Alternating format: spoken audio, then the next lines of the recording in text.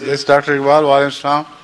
So I've got two questions, if I may, ask today, but I'll start with the first one, if I may. In Islam, we're told God is almighty, He has power over everything, and everything that happens according to God's will. One of the most important principles is the unity of God. Similarly, the Jews also say the unity of God is very important. After Jesus, when St. Paul took over the reins of Christianity, and he interpreted Christianity according to his own ways, and his disciples went on to interpret Christianity and the Trinity, etc. My question is, Azur, to God, unity of God is very important, and yet God allowed Christianity to spread in the form that it spread. Does it show that God had some sympathy with the Christians, even though the unity of God is being questioned? And was it important to let them spread? Now, this is a very interesting question, but first of all, let's return to the premise of the question. Whatever happens, happens according to the will of God. If a person abuses his child in London or anywhere else, does it happen with the approval and will of God? Tell me this. What is happening to the Bosnians? Is it happening with the will of God? You see, more people are criminal in the world than those who are innocent. So, by following your line of argument, one would think that it's a very vicious God who is controlling the world, because His will is being done, and it's all disorder and chaos and cruelty and suffering which we observe taking place in the whole world. So first of all, let's correct your understanding of the will of God. It means that wherever God's will works without interference from outside, that thing is always perfect. There is no disorder in that. But where God permits other wills to play their own part, if they don't follow God's will, then suffering will begin. But if you remain within the domain of God's will, then that will be Jannah. That is what is demonstrated to us in the form of the first story we hear about Adam and Eve. The Holy Quran doesn't say that Eve caused Adam to sin, but it says that somehow they did. Adam faltered. And that is one very important thing which we should tell the West, that it's not the woman who is responsible for sin, it was the man who was responsible for sin. And then they both sinned. Now, what happened then? When they sinned, they were turned out of the Jannah. So what was that Jannah? Jannah means a garden. A garden was composed of many trees. And what were those trees? Some of them were trees of good, and one was a tree of evil. So when they partook of the fruit of the evil tree, then they were told to leave the Jannah, the place of peace and an abode of contentment and happiness. So from that I infer, and from other verses of the Holy Quran, that the Jannah the Holy Quran is speaking is not the material Jannah of a garden which we know as in ordinary terms. It was the Jannah of God's law, Sharia. Once the Sharia was given to Adam, as long as he lived within the law of the Sharia, it was Jannah.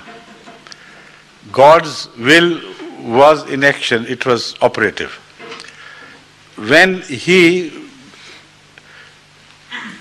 started his own will to play a role in his life, from then on misery began and suffering began. So that is the meaning of God's will. Now we have enough demonstration of God's will in the universe. There is no disorder, everything runs in perfect symmetry. But the moment we see life asserting its own will, from then on misery and suffering begins. Right? Thank you. Second question, please. Okay. Generally in Islam, from what I've read briefly, we believe in mankind and other animal species having evolved.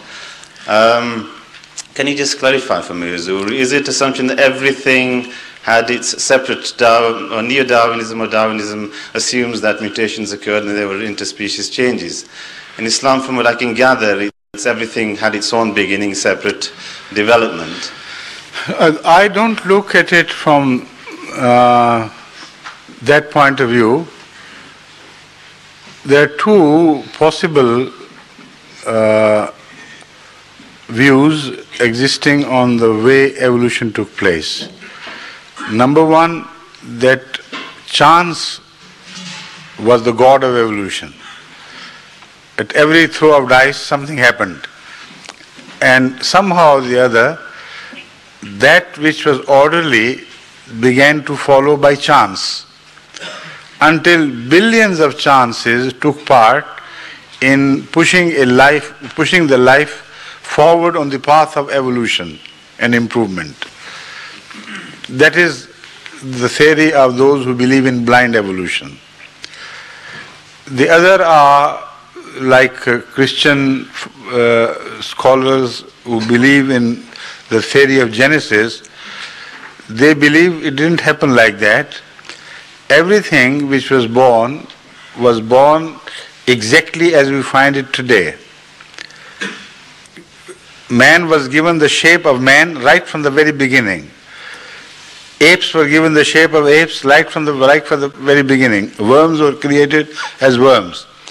So God created everything, every living thing in its finished form. That is the second theory.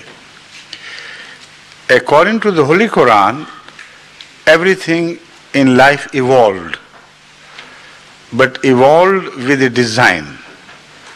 It was a guided evolution and not a blind evolution. And the very purpose of creation was to create man.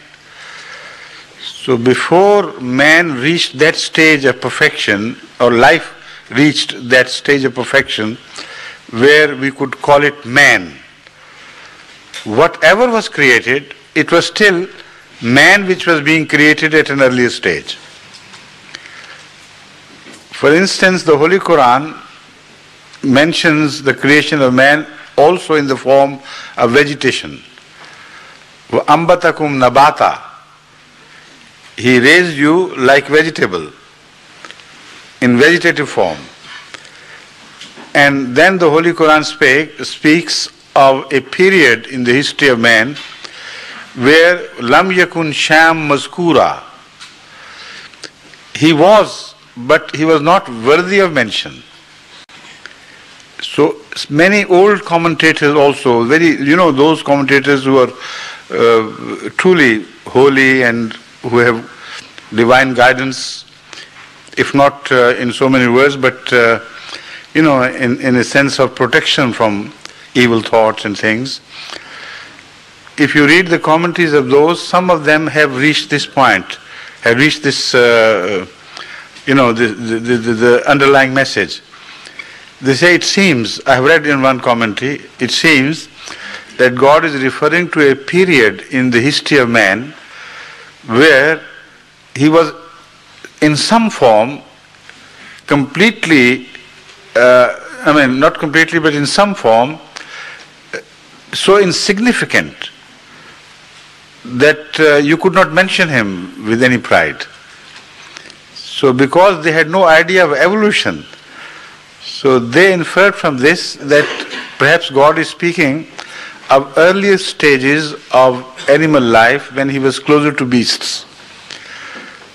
But when you read all the references in the Quran relating to the development of life, to infer this is not difficult, it becomes the only obvious solution.